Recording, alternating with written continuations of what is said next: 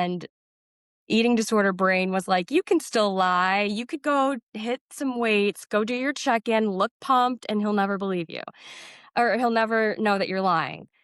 And that's just not the truth. So I think the two things that really helped me turn the corner on my mindset changing for this was the check-ins. Having to see myself and you seeing me holds me accountable. So when I had to open up the app and I looked at myself and I was just like, wow, if he believes anything that I put at this check-in, he's not great. But I'm like, I know he doesn't believe me. So I think it was really just two separate things. It was the check-in style because you had to see me, and then I had something to go back and look at as well. Um, and just looking at it. And looking at it, I was just like, that was genuinely the first time in 20 years, I've had this for 20 years, that I was like, holy shit, my eyes are black. I am nothing but bone and skin. What is this? Yeah. I tell people all the time, like, the check-in, the accountability from a good coach is not necessarily the response that you get from the coach when you check in. It's literally just the act of submitting the check-in in general. Because when Mm, you do it, you're essentially just like taking inventory of everything that you've been doing. Like, you have to take the photos, which of course you're going to see, so then you can see what you look like. In most cases, obviously with you, we never really used the scale, but that was by design. Obviously, I didn't want that to become a triggering thing. But in other people's cases, you have to be on the scale.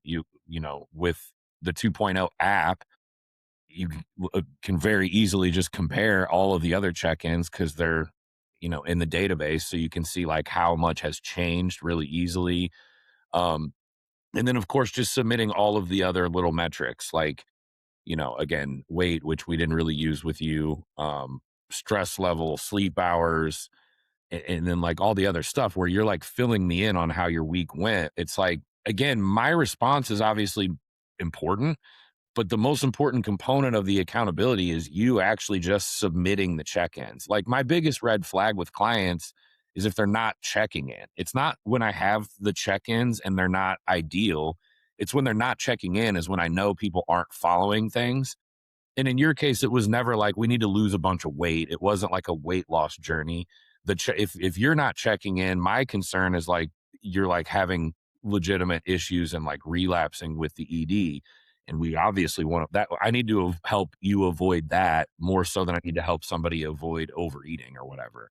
yeah. Um, What's interesting about that is the last check-in that I did, how I it was my celebration of 1 year in recovery, and I, like, it's like, "How well did you follow the plan?" And I was like, "Not at all." yeah, And, yeah, like, yeah. just was so honest, and I, like, told Tony about it, and I'm like, "Listen to Marcus's feedback," and he goes, "He said that was the best check-in," and I'm like, "You don't see the significance." Like, the significance was I wasn't counting sugar, I'm not counting calories, like, I literally just ate what my body wanted when I wanted.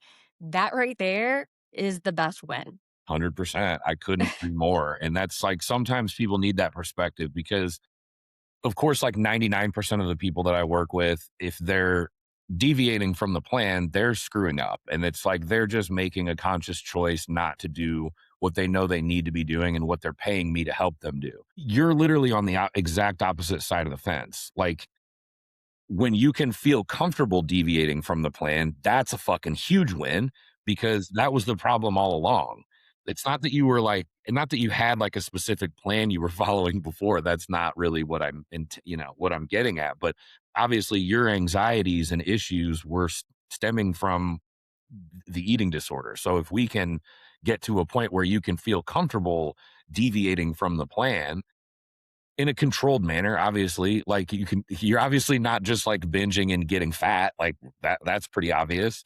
Yeah. That would be problematic too in its own way. But the fact that you were able to like do things that weren't perfectly a part of like a plan and feel comfortable with that, like that's like the biggest win ever.